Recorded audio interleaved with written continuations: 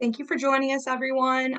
We're here today to talk about Andrew and 10 Federal and their success they've had in the industry. So welcome, Andrew. Thanks for having me, guys. Appreciate it. Time, absolutely. Alyssa, if you want to go ahead and throw that first poll up while we get into our introduction. Andrew, to just kind of start off, can you share with us how you got started in self-storage and a little bit about 10 Federal's journey as well?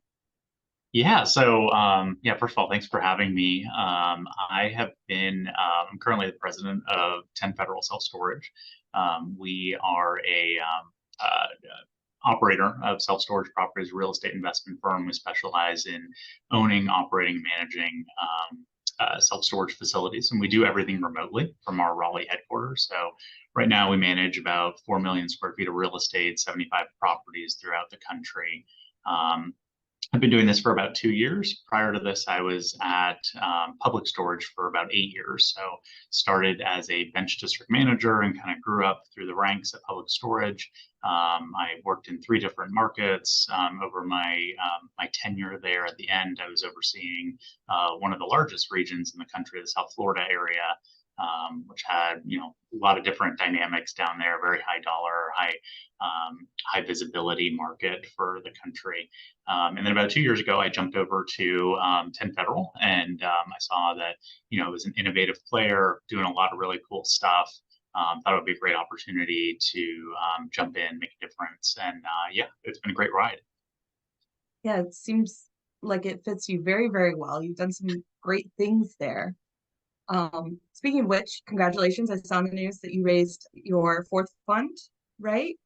Yeah, I appreciate that. Yeah, we're on our fourth fund right now. It's our fourth iteration of our self-storage offerings. We set out a goal to raise $100 million. The beginning of this year, we've raised $80 million so far. We have another closing January 1st. We'll probably have the other 20 locked in. And then we're growing. We're adding properties, left and right, which has been very exciting to do. And then we got some exciting other things, other growth plans in the process as well. But yeah, I appreciate you mentioning that. Yeah, absolutely. It's exciting to see when you are hearing a lot of operators pulling back that you guys are still able to go out there and acquire more facilities and grow your portfolio in this market. So definitely need some recognition there. Yeah, appreciate that. And I think one of the differentiating factors is, it's a challenging market out there for certain. Definitely the debt market's challenging.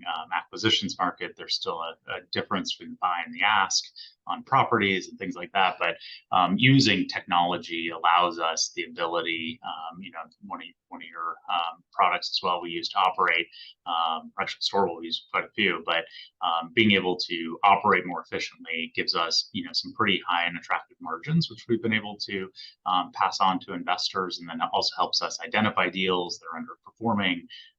We're able to make some smart decisions on the buy side as well, which has been really attractive to investors. Yeah, you've clearly been on the forefront of innovation and started early on with unmanned facilities. Would you mind talking about how you guys operate a little? Yeah, so we bought our first. We originally weren't in self storage. Our company started kind of in the multifamily space, and our 2 principals, they were developers. They wanted to get into self storage and develop properties, so they decided to buy one first to see how it went. So they bought a property. It was a traditionally managed property, had a property manager behind the counter, but unfortunately for the property manager, it also came with a cloud-based camera system where we could remote in and watch what the property manager was doing all day. So with that, with the ability to remotely manage and watch this guy, we just saw him play Candy Crush for a good, 6 out of 8 hours a day, or watch Netflix, keep feet up on the counter. So we decided that wasn't a good use of payroll, and we can do better. There was, a lot of different industries that have already adopted technology and the self-service functionality. If you think of like a car wash, for instance, I go through a car wash, you type in a code, you run through, you got like 10,000 moving parts. Storage unit, you got one door. Why can't we automate that? So that's where we set up on kind of this thesis that we can automate something. We don't need a human every single day at the property. We can do things a lot more efficiently. And that's really kind of where the idea got started in 2010 when we founded the firm. 2015 when we got into self-storage.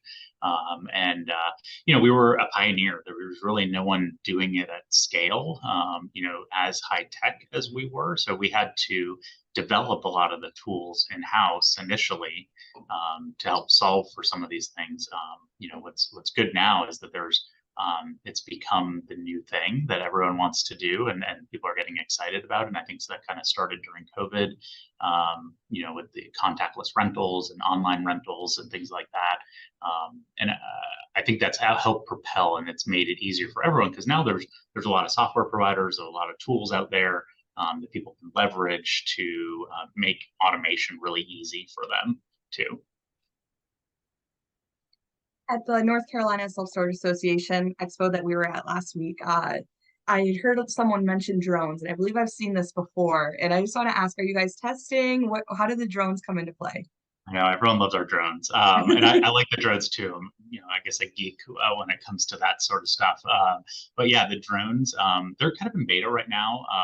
I'll be honest, it's not necessarily cost effective to roll them out everywhere. We're working with our partner to do some cool things. They recently got some VC money so I think they're going to be moving production to Southeast Asia, going to get the costs down, make it more scalable. But we do have them at a handful of properties, and I'll tell you that when it comes to efficiency and remote operations, it's a lot cheaper to go and fly a drone than it is to pay for one of my managers on a Delta flight to go out and audit the property. It's very easy to go and remote in and fly the drone, check on standard of care. If we have a construction project going on, we can quickly fly the drone over to the construction project. So those have been great things. And then from a security standpoint, we actually connected our drone vendor to our camera vendor, which was a great integration because they built a bridge through their APIs to detect motion. So all of our cameras have motion detectors and AI capabilities, facial recognition, things like that. So we're able to, after hours, detect motion on properties where there shouldn't be, and we can have the drone automatically go over and fly over to the person that has that motion detecting, start recording video, and tell you if you're a wrongdoer and you see a drone fly over you, you're probably going to leave the property because you don't know what Yeah, else is I'd be coming. intimidated. Yeah, so from a security standpoint, I can't tell you how many thefts it's probably reduced, and then from a standard of care and just auditing the property, plus it's really cool because we get to play like real life video games with our drones, which is kind of fun. Yeah, that sounds awesome. Definitely way to perk up that operations. You have a really strong brand. I love your brand. It is fantastic. And I enjoyed my tour last week and checking out your office, what your self-storage facility offices look like. Can you talk a little bit about your always open ethos and how you guys landed upon that and what you're doing to kind of help that customer experience? Yeah, so one thing is we wanted people to be able to, at the core of it, every operator does man. It doesn't matter if you're a staffed operator, remote operator, like customer experience is of utmost importance.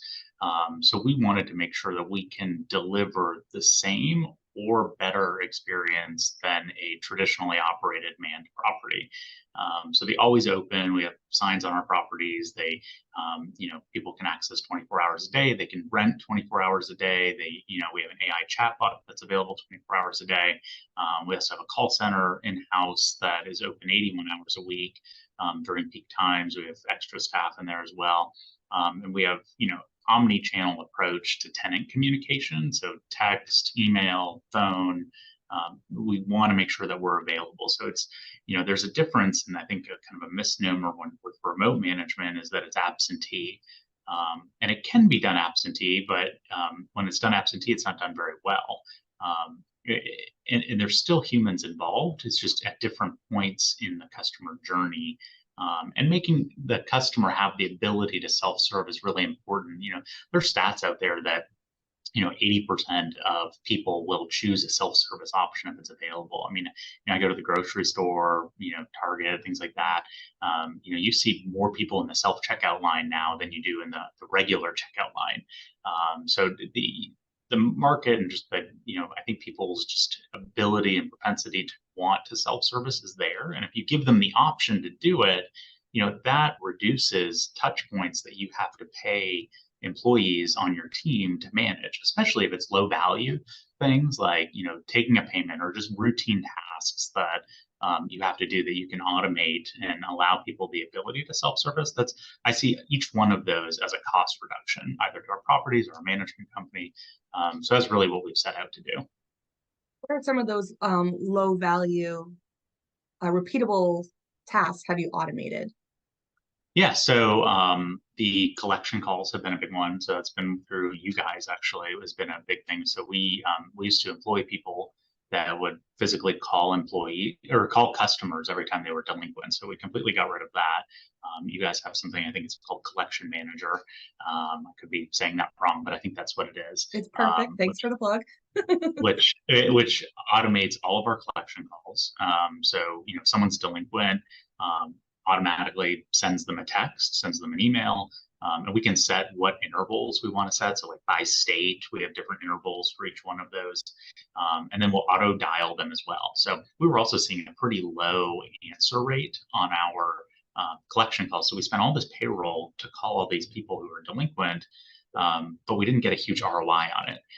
Yet we had to spend all this payroll employing all these people to do that task, because that was huge for us.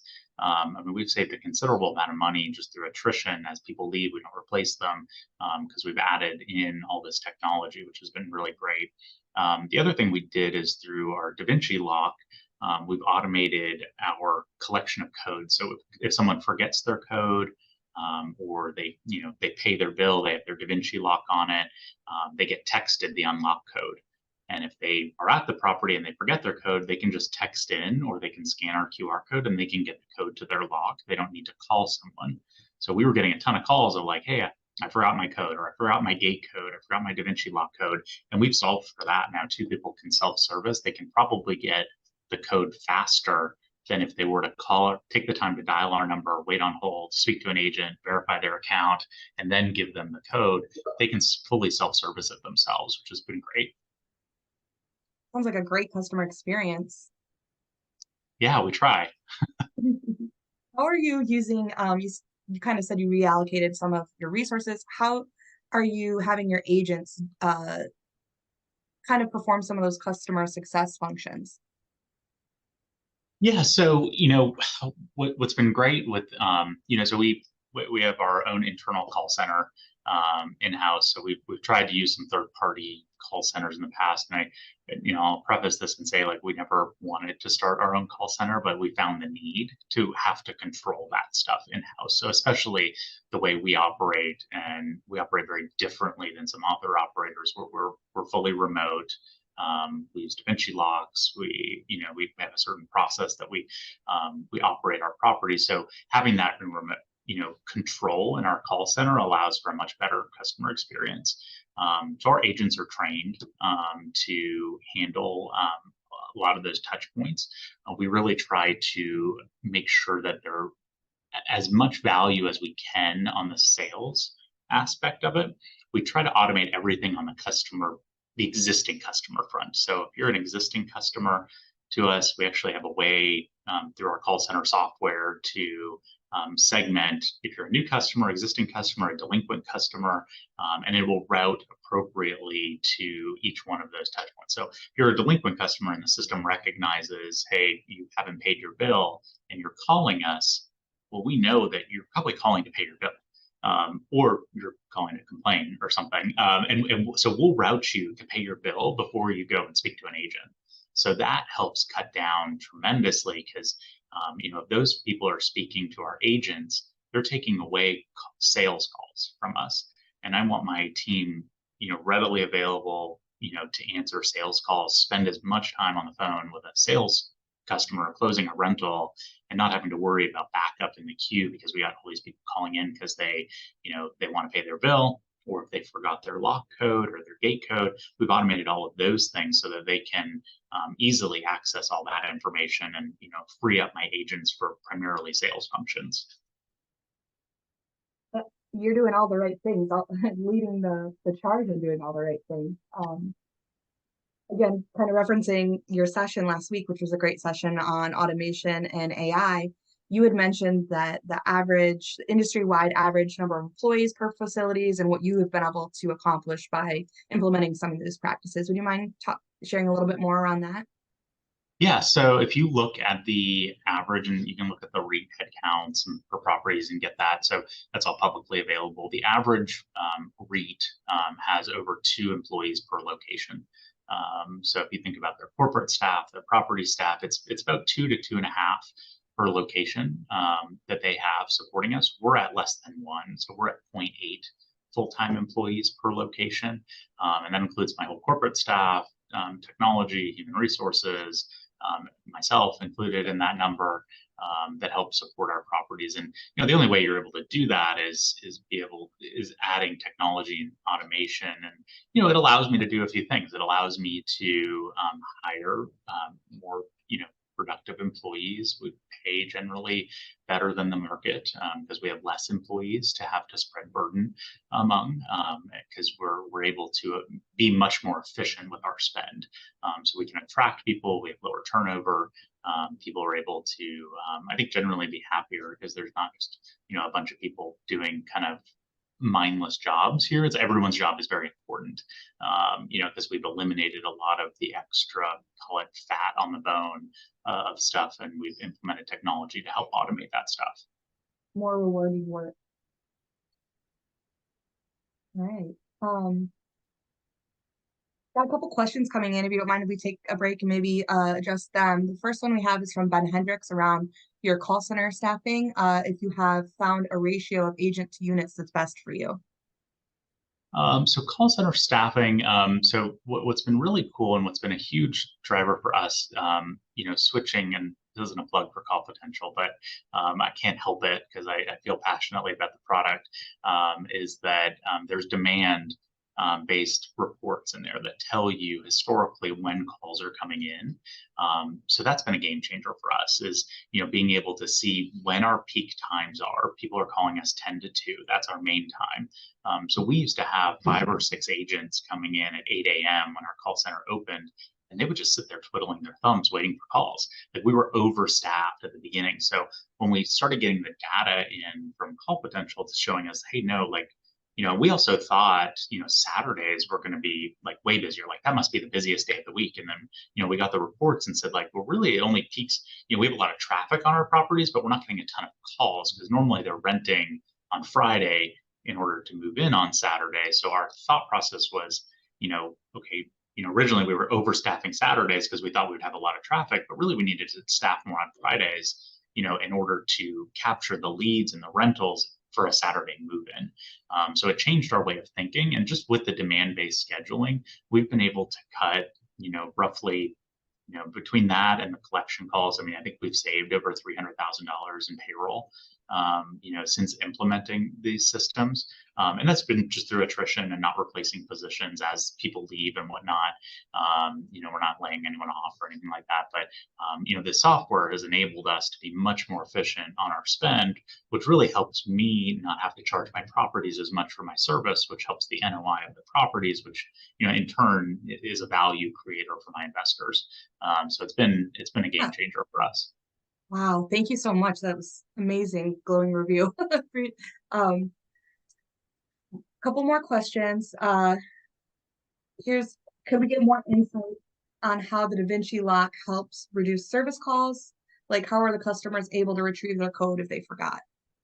Yeah, so DaVinci has a cool feature now called text to release. So on the newer locks, they actually have like a number that customers, when they pick up their lock, they forget their code. It actually says on the lock, like, if you forgot your code, text unlock, or I'm not sure what the actual thing is, but text this number. And what we do is we have integrations with the facility management software, storable products. I think they're integrated with a lot of different providers, but it gives them access to their information, able to identify, hey, is that customer who they say they are? Are they texting from the right number? We're able to validate that and then send them the unlock code for their lock. So it started with, mostly overlocks is where DaVinci kind of got started with us. And we put them on as people are delinquent. We put on an overlock. Now we don't have employees at our location to take off the overlock. So, if you pay your bill, you want access to your space immediately. But we don't have an employee there to take off your lock. So we had to solve for that. How do you get the customer to be able to take off the lock themselves? Super easy. We put the DaVinci lock on. As soon as the customer pays, they get texted a code. Hey, thank you for your payment. Here's the code. Remove it, drop it in the box on your way out. So very, very simple process. Got it. Thanks. And just, I'll add in one more thing that we've able to do with that. So the overlocks have been really critical, but also the new move-ins have been great. So a few years ago, we kept leaving all of our units open. And I think that's what a lot of people have done, or they put seal tags or things. And we were just seeing an uptick in break-ins at our properties as a result, people burrowing through units because they were unlocked, or people moving into the wrong unit, which is like a nightmare for an operator, because then you get someone who moved in their stuff in unit 123, but they were really supposed to be in 124. And then how do you figure out, now they've moved into a lease situation because they don't have a signed lease for that unit. So nightmare situation. So what we've done now is we've put DaVinci locks on all of our vacant units. And then when customers move in online, they get texted their unlock code. So, hey, welcome. Thank you for choosing 10 Federal Storage. Here's your gate code. You have a lock on your unit. Here's the code to your lock. Drop in the box, or you can keep it for your rental. So that makes that process a lot smoother. And that, again, integrates with your facility management software. So Storable, SiteLink, StoreEdge, super easy integrations. We've heard really great things about DaVinci Lock. Okay, so more questions coming in. How are you addressing unit cleaning, turnover, identification of maintenance needs, and execution of maintenance needs? Yeah, so we have property operations technicians. So there's different names in the industry for people who do unmanned properties. We call them POTS, property operation technicians. Some people call them maintenance techs, some call them boots on the ground. I heard that this week at a conference. That's what they were calling them, bogs. We use them in the field. They're full-time employees with us. They service anywhere between 4 and 9 properties on average. We have some markets that are more remote, so it might be a part-time one that only services 1 property. But we have a internal work order system that we've developed to send them work orders. So really cool concept. As someone vacates, they get a work order to go clean the unit. Once the unit's cleaned out, they close out the work order. It flips it back on in StoreEdge for the unit to be turned on and rent ready for a customer. So their primary job is to flip units. They have some other ancillary responsibilities, but the primary role is just to flip units as quick as possible. And we're able to also do some demand-based scheduling there to make sure we have them cleaning out units, the right units at the right time. So, if we have 1 unit available, the size code, they're going to go to that property to clean that one first versus, if they have a bunch of something available, they can maybe wait a day or 2 before they visit that property. But on average, they're visiting every property once a week, I'd say is average. And then depending on the market and kind of what's going on, they might have a little bit more visits depending on the volume. I think you guys have that addressed very well. Jim asked if you have a single call center or are all of your agents remote? Our call center is based in Raleigh. So we have a call center in our corporate office where 90% of our agents work out of. Nice. What has been your biggest challenge in implementing the technical processes? Have you been able to price your locations above the market rate following the adoption of technology? And does the 0.8 staff headcount include the maintenance and cleaning team? Yes. So a few questions there. So the 0.8 does include the property operations techs in the field, because primarily it's because we have 1 full-time employee per 6 or 8 properties. So you divide that out, and then all of our corporate employees on top. It's that ratio. Have you been able to price your locations above the market following the adoption of technology? Yeah, I mean, so that's all public information. You can go out and see our prices and stuff. So we use some rent algorithms that we developed internally, and then we're also leveraging some vendors as well to help us with that.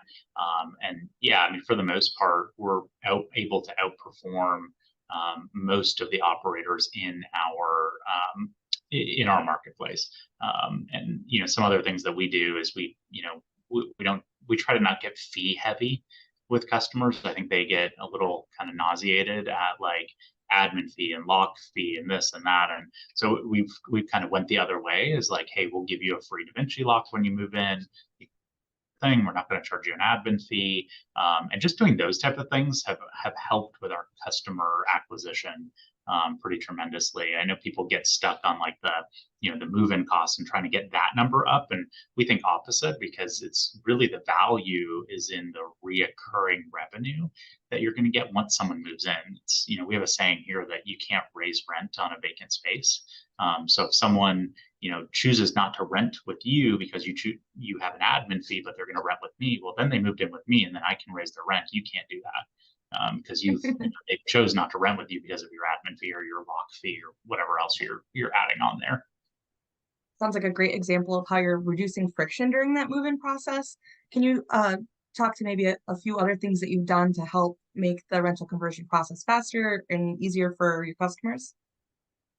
Yeah. So I mean, we try to have as frictionless of an experience as possible. So about 2 years ago, when I first started, we were just getting a ton of calls to our call center, and we really didn't know why they were calling.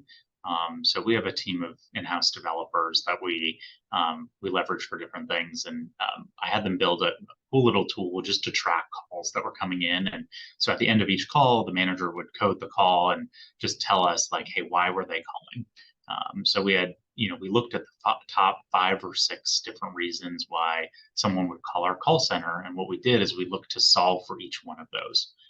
So the top reasons were probably what you would expect, like move in, move out, make a payment, report an issue, like complaint. They forgot their gate code or their unlock code for their DaVinci lock. So what we did is we tackled each one of those problems, and we found a solution to automate each one of those things. So, with payments, we developed a quick pay app that is really kind of ingenious. We actually it was actually an idea from our call center agent, which is cool. We gave her like an innovation bonus because I thought it was just such an awesome idea. Love that. Let's look up the customer via their phone number and validate them. All they got to do is type in their phone number. We can pull up their account and we can throw a payment through the API.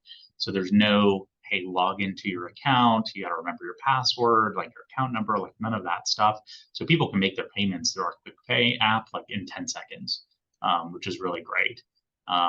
We also tackled the unlock. We built a text to open functionality for our gates. So someone's in their car, they don't want to get out of their car, it's raining, whatever, they can just text open to the phone number on the gate and it opens the gate for them. So really simple technology, but it's enabled us to also have less wear and tear on like our keypads and things like that. People don't have to get so close to it anymore.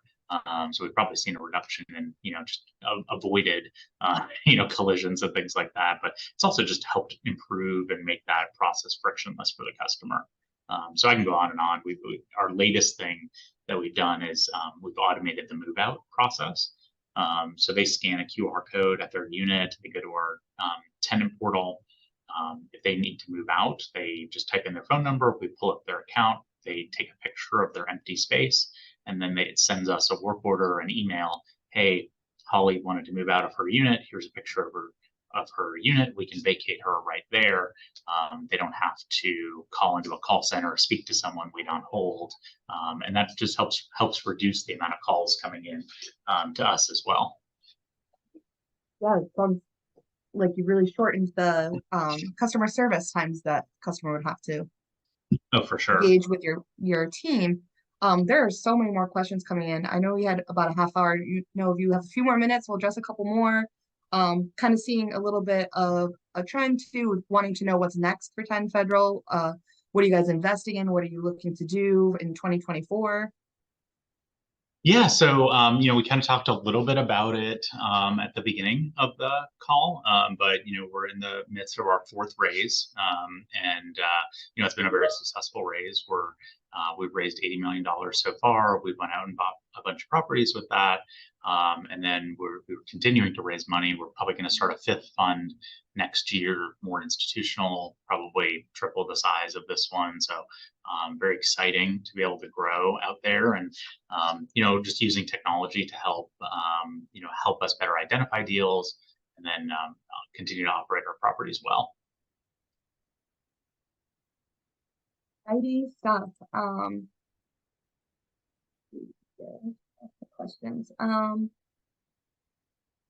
What advice do you have for operators who are hesitant to implement new technology? Go Google Blockbuster Video. That's solid. And see what happened to them. So, Yeah. there's enough case studies out there of companies that, have failed to adapt and, stuck in their ways, and we've seen what's happened to them. So, we're not going to be in that situation. And, I encourage all of you guys to think about what you can do differently, more efficient, so that you don't get blockbustered out there. Because, people have been very, very bullish on the self-storage industry in general, that it's recession proof, recession resistant, or whatever, but that doesn't make it invincible. And you always want to keep finding ways to do better. So one of our core tendencies and things that I tell our employees all the time is, I want them to be constructively dissatisfied with the status quo. So I say that over and over again, is I want them constructively dissatisfied all the time. Is what can we do better? Like, never settle for the way things are right now. Is look to how to make things better and more efficient. There's always a way. Even though we added all these new technologies, let's pick them apart. Let's find out the problems. And if we keep doing that over and over again, you're going to keep getting better. If you kind of rest on your laurels and you get kind of comfortable, is where other people pass you by. And that's kind of what we live by. That spirit of innovation.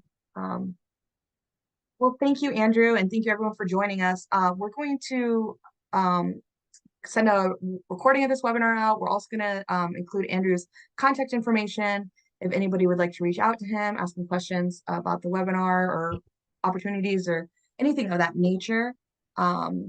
We really appreciate everyone's time again today. And Andrew, thank you for taking the time and sharing your expertise, and really appreciate that. Yeah, no, I appreciate that. It just, I think there was one other question there. I think a few of them I'll just say. So like Sure. the quick pay app, text to open, and the QR codes that's at our locations, they're all now integrated with DaVinci Lock. So it's something that we developed, and we've kind of given to DaVinci to take over. So if you're a DaVinci Lock Plus customer, it's a feature that's coming out soon. So if you want to get any of those or beta test any of those, there's a few operators that we're beta testing those with, and giving them the text open technology, giving them the quick pay technology. It's just through your DaVinci Lock membership subscription. So if you guys have any questions about that, feel free to reach out to me, or I can connect you with someone over there. Oh, that's wonderful. Thank you for sharing. Great. Well, thank you guys. Everyone have a great rest of your week. Have a happy Thanksgiving. Enjoy your skiing. Look forward to seeing videos of Andrea on the slopes. Thank you guys. Appreciate it. Thank you, everyone. Thanks, guys. Thanks. All right. Bye-bye. Bye.